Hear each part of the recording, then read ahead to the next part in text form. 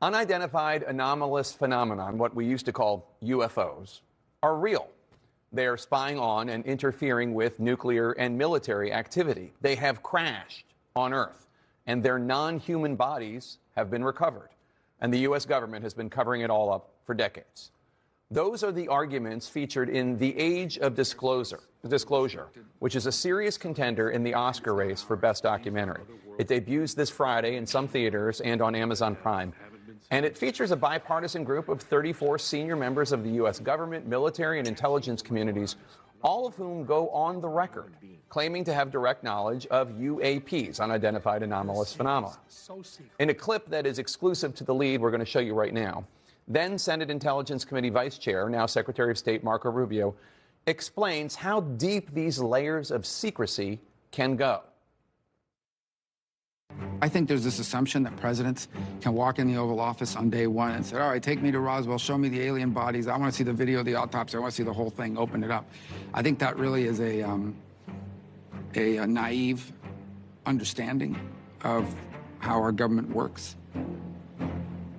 Even presidents have often been operating on a need-to-know basis. That's certainly true from a historic standpoint. The rationale, the justification was, the president shouldn't know about these things because that way the president always has deniability.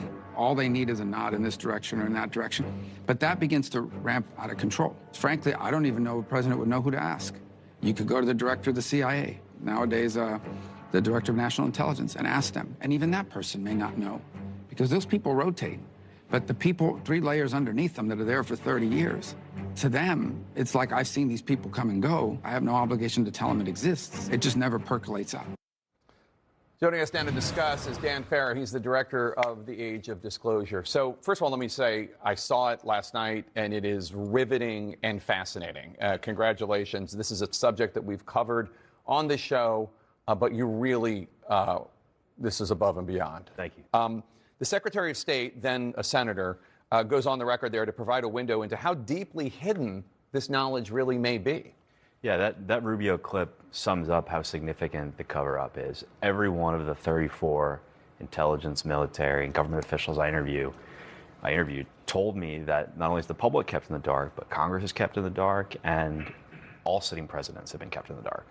So in the documentary, a number of officials go on the record to reveal a UAP crash retrieval program where technologies and even, quote, non-human biologics have been recovered.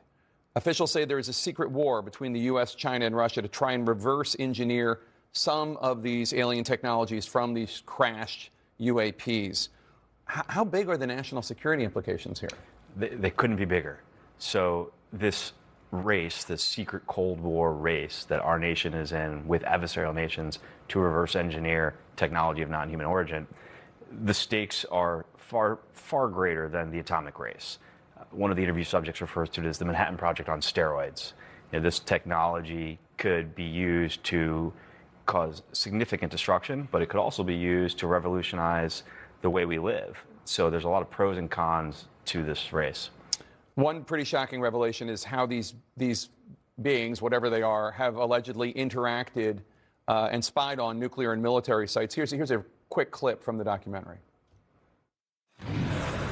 We've had repeated instances of something operating in the airspace over restricted nuclear facilities, and it's not ours. They have both deactivated and activated nuclear weapons with both the United States and Russia. These are otherworldly things that are performing maneuvers that haven't been seen. The UAP activity surrounding nuclear weapons is not a historic issue. It's an ongoing issue. And there are individual testaments from people